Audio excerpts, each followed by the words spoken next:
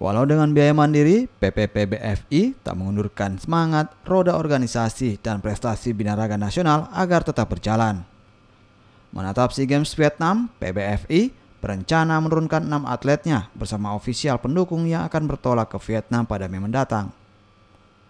Dari ke-6 atlet yang tampil di SEA Games, salah satunya akan berjuang di nomor men basic atau physical fitness. Target emas pun siap diusung oleh PPPBFI pada SEA Games yang digelar Mei mendatang.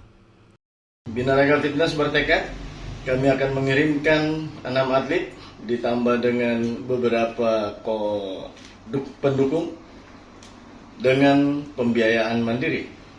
Kami berharap bahwa SEA Games ini menjadi momentum besar buat Binaraga Fitness sehingga kami bisa memberikan kontribusi medali buat tim Indonesia. PPPBFI masih mematangkan seluruh persiapan atletnya di daerah masing-masing didukung oleh anggaran daerah dan federasi. Nantinya, para atlet akan berkumpul di Jakarta pada awal Mei menjelang keberangkatan ke Vietnam.